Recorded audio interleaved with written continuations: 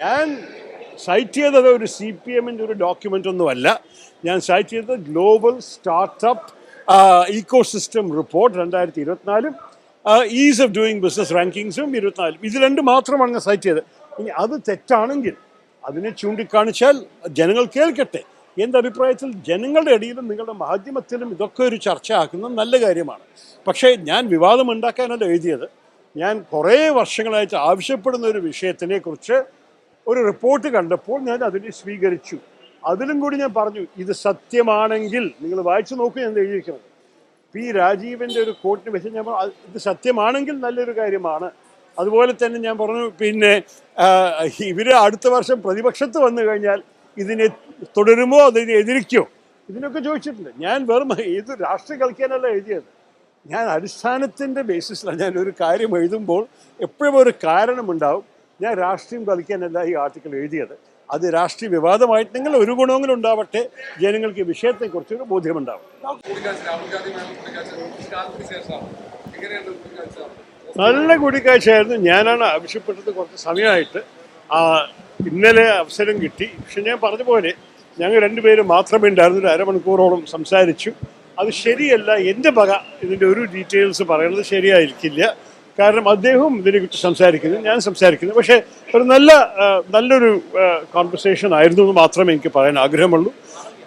അപ്പോൾ അത് നടന്നു, അത്രയേ ഉള്ളൂ. നിങ്ങൾ ഇത്ര വലിയൊരു കഥ ഉണ്ടാക്കാൻ എന്താണെന്ന് എനിക്ക് മനസ്സിലായിട്ടില്ല. എന്താ അതെങ്ങനെ ഞാൻ അത് പറയാൻ പാടില്ലാതല്ലേ. ഞങ്ങൾ വാതിലടച്ച് സംസാരിക്കുന്ന വിഷയത്തെക്കുറിച്ച് സംസാരിക്കുന്നത് ശരിയല്ല. അല്ല, ഈ ചർച്ച നിങ്ങൾക്ക് മനസ്സിലാക്കി. എനിക്ക് ഒരു പ്രശ്നവുമില്ല, ഒരു ബുദ്ധിമുട്ടില്ല. പിന്നെ അപ്പോൾ ഈ ചിലർ പറയുന്നത് പ്രശ്നം തീരുന്നു, അതായത് അങ്ങനെ ഒരു പ്രശ്നം എനിക്കുണ്ടായില്ല. പ്രശ്നമുണ്ടായിരുന്ന ആൾക്കാർ, അവർ മനസ്സിലുണ്ടായിരുന്ന പ്രശ്നങ്ങളുണ്ടെങ്കിൽ അവരെന്നെ പറഞ്ഞോട്ടെ പ്രശ്നം തീർന്നോ ഇല്ലയെന്ന്. എനിക്ക് പ്രശ്നം പ്രശ്നമൊന്നും ഉണ്ടായിരുന്നില്ല. ചില വിഷയങ്ങൾ അദ്ദേഹത്തോട് സംസാരിക്കാനുണ്ട്, സംസാരിച്ചു.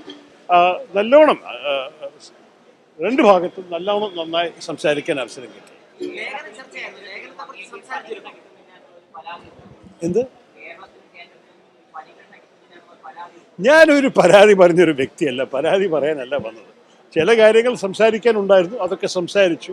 പക്ഷേ എന്നെക്കുറിച്ച് നിങ്ങൾക്ക് അറിയാമല്ലോ, ഞാൻ ആരുടെ എതിരും പരാതി പറയില്ല, എൻ്റെ കാര്യത്തിൽ ഒരു പരാതി പറയില്ല. എനിക്ക് ചില അഭിപ്രായങ്ങളുണ്ട്, അതിന് പങ്കെടുക്കാനൊരു അവസരം മാത്രം. ഷൈനിക്കാട് പറയുന്നു.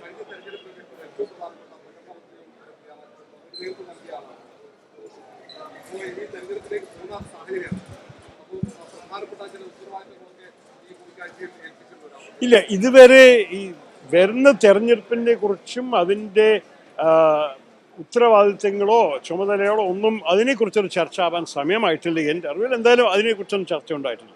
അത്രയെങ്കിലും ഞാൻ പറയാം. ഞങ്ങൾ വേറെ കാര്യങ്ങളാണ് സംസാരിച്ചത്. പക്ഷേ അത് എനിക്ക് അവരോട് ചോദിക്കില്ല. വിമർശമുള്ളവർ പറയട്ടെ എന്താ വിഷയം എന്ന്. ഞാൻ മനസ്സിലാക്കിയിരിക്കുന്നത്, ഞാൻ സൈറ്റ് ചെയ്ത ചില സോഴ്സസിനെ കുറിച്ച് അവർക്ക് ചില അഭിപ്രായ വ്യത്യാസങ്ങളുണ്ട്.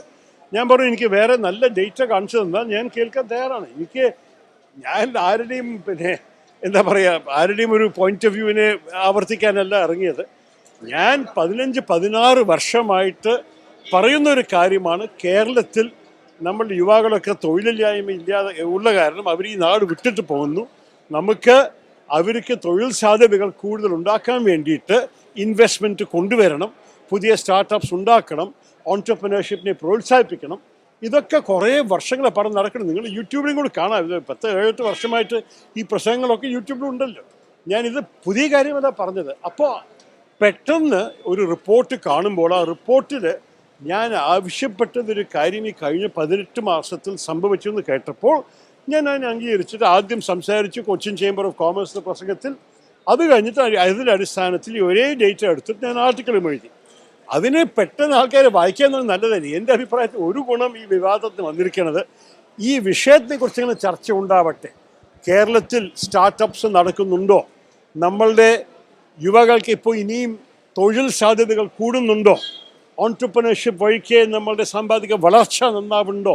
ഇതിനെക്കുറിച്ച് അത് എന്താണ് യാഥാർത്ഥ്യം എന്ന് സ്ഥാപിക്കാൻ ഓരോരോ കക്ഷികൾക്ക് അവർ അഭിപ്രായവും ഡേറ്റയും ഉണ്ടെങ്കിൽ അത് വരട്ടെ. എൻ്റെ അഭിപ്രായത്തിൽ ഇങ്ങനെയുള്ള വിഷയങ്ങളാണ് ശരിക്ക് നമ്മൾ ചർച്ച ചെയ്യേണ്ടത് രാഷ്ട്രീയത്തിൽ.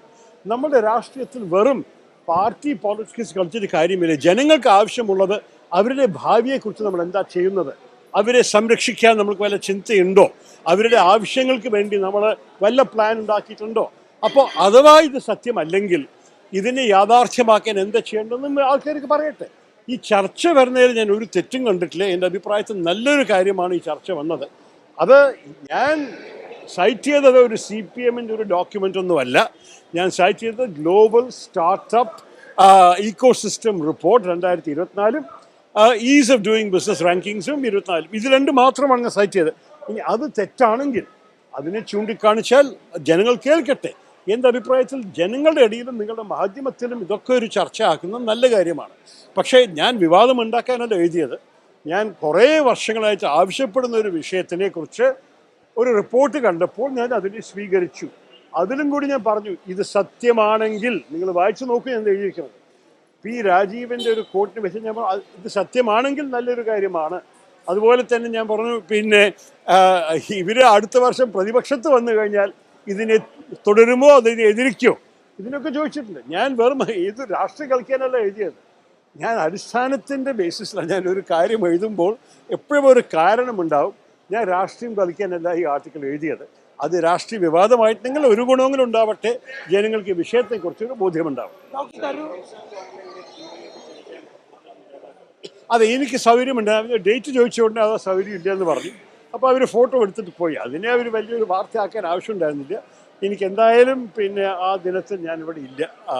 പിന്നെ യൂത്ത് കോൺഗ്രസിൻ്റെ ഒരു ചടങ്ങ് കോട്ടയത്ത് 2-ാം തീയതി ഉണ്ട്. അതിന് ഞാൻ പോകുന്നു. അതിന് മുമ്പ് 1-ാം തീയതി എനിക്ക് വേറൊരു നഗരത്തിലൊരു ചടങ്ങുണ്ട്.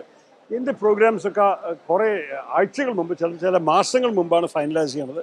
അതുകൊണ്ട് എനിക്കൊന്ന് അതൊക്കെ ഹൈപ്പോത്തറ്റിക്കൽ അല്ലേ.